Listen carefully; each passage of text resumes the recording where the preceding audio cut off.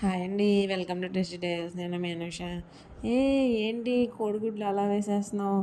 పిచ్చి ఏమైనా పట్టిందా అనుకుంటారేమో. కాదండి బాబు, ఈ కర్రీ అంటేనే మా ఇంట్లో వాళ్ళకి పిచ్చి. అంత టేస్టీగా, అంత ఎమ్మీగా ఉంటుంది.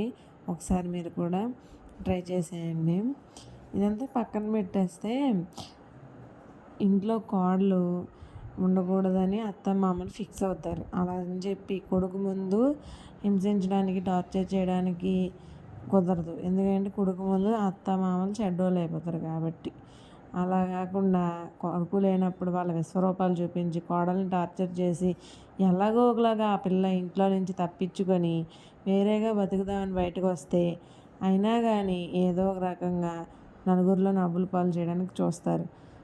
ఇది సరిపోదన్నట్టు నలుగురు నాలుగు మాటలు ఎక్కించి చెప్తారు. కొంచెమైనా సిగ్గు ఉండాలండి. ఆ పిల్ల మా నాన్న, ఆ పిల్ల బతుకుతుంది, మనకెందుకు అనేది ఉండాలి. మీరేమంటారో కామెంట్ చేయండి.